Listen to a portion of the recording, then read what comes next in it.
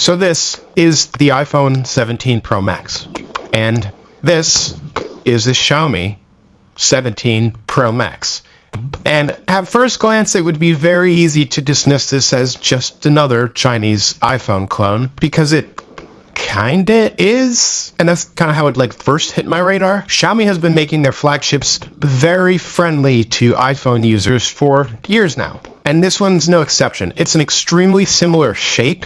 It has the same flat sides, the speakers and the antenna lines, and just the general aesthetic look familiar. Like, this one's camera plateau is very reminiscent of the new iPhones. And it doesn't end there. The software experience has also for years taken some not so subtle cues from iOS, from the quick control pull down to certain stock app aesthetics to even certain widgets and icons. They have their own dynamic island going on up there. And Xiaomi even, yes, changed the name of their whole flagship phone lineup, skipping a number to match the iPhones. So yes, there is a base Xiaomi 17, 17 Pro, and 17 Pro Max this year. But, as I talked about in my switching video, link below the like button, that stuff's just to get you in the door. That's just to make you comfortable. But then once you start looking into the rest of this phone and actually using it like I have, that's when you're exposed to all the rest of what makes it so good. And this phone is a spec monster that feels, I guess, specifically designed to one-up the iPhone. It's like an iPhone, but better. Like, take this display, for example. This is the Pro Max, so it's the same size, 6.9-inch diagonal, as the iPhone Pro Max.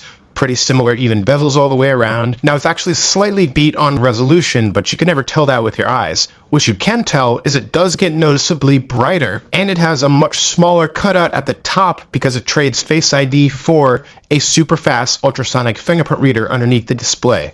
So, like an iPhone, but better. But, maybe all that's not that impressive to you. Like, the iPhone's display isn't that unbeatable. What about the chip? Because the iPhone Pro Max is the one you get when you want the absolute maximum performance, and that A19 Pro chip with the vapor chamber is pretty sick. But the Xiaomi 17 Pro Max is one of the first phones shipping with the new Qualcomm flagship chip, the Snapdragon 8 Elite Gen 5, and turns out it's made some solid strides in performance over the already impressive Snapdragon 8 Elite, to the point where it's essentially now matching the iPhone's record-breaking single-core performance, bar for bar, and it's actually beating it in multi-core and GPU, so now it has credible claim to just be the world's fastest mobile chip, period. And it's paired with 16 gigs of RAM and up to a terabyte of fast UFS 4.1 storage. So yeah, I'd say like an iPhone, but better. But okay, every flagship phone is fast these days. That's just bragging rights, a little higher benchmark scores here or there, whatever. What about battery? That's where the Pro Max is supposed to excel, right? Yeah, so the smaller Xiaomi 17 Pro is already super impressive. Thanks to this highest density silicon carbon battery we've ever seen, it is a 6,300 milliamp hour battery. That's already bigger than the S25 Ultra, bigger than the OnePlus 13, bigger than any iPhone ever made by a mile, and that's without getting rid of the SIM card tray. But then this Pro Max, well, this Pro Max has a 7,500 milliamp hour battery. 7,500 milliamp hours. And it has 100-watt wired charging with a charger that comes in the box. And it has 50-watt wireless charging. This thing's ridiculous. I haven't really had it long enough to test it, just a few days, and I can't even really daily this phone since it's the China-only model, which is a bummer. But I kind of have zero doubts that this is going to be a great battery performer, so if that's something you care about at all with a Pro Max flagship phone, it's all here. And the fact that it's silicon carbon means you get all this extra capacity, but the phone's not any thicker or heavier because of it.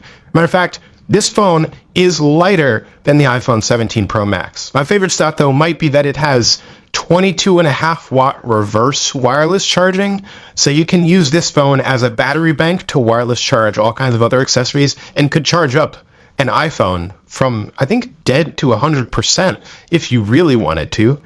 So, yeah, the battery is kind of nothing like the iPhone, just better. Now, if it's cameras that you care about, well, naturally, the triple 48-megapixel cameras on the iPhone 17 Pros will appeal a lot. 11 Ultra wasn't that long ago, and it had the same thing, an absolutely gigantic camera bump, and a little screen on the back. But the thing is, this concept is kind of evolving now, just like the outside screen on flipping phones. Like when they were small, you could kind of only really use it as a clock or maybe a notification alert banner, and that's about it.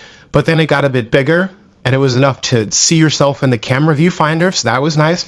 And now the year is 2025, and it's a full screen, edge to edge, with just camera cutouts, and there's way more you can do with it. So on this phone, you can double tap to wake it up, where it's showing clock in whatever style you want. Could be an analog style, could be a cartoon style, could be an Apple Watch ripoff style, whatever you want. But once it's awake, then you can swipe down to check your notifications and manage them there. You can also swipe over from the cameras to open straight to the camera app, and you can swipe over from the right edge to close whatever's open. And then a lot of the customization on the back here is frankly just like an Apple Watch, and that's probably exactly how Apple would do it if they suddenly had a screen on the back of the iPhone. So you can hold down and then swipe to go back and forth between your watch faces or clock faces. And then if you want to add more options, the Settings app has a whole section dedicated to personalization, changing colors and dialing in all sorts of looks and themes. Everything from complicated watch complications to fitness-themed widgets to anime characters, kind of useful sometimes, or even the ROG Phone 9 for that matter. But none of them quite pass the threshold of gimmick for me. This back screen really has me taking more selfies than I ever thought I would in my life, just because of how good the cameras are. And the fact that they've done it all with basically no drawbacks, that's the other thing. Like, it's edge to edge, it's corner to corner. It somehow doesn't disrupt the weight distribution of holding the phone. And like I said, it's lighter than the Pro iPhone. It's still IP68. You can dunk the whole thing underwater if you want to. And it even has a screen protector pre-installed on both the front and the back screen, because, you know, you're going to put that phone down on some debris once in a while.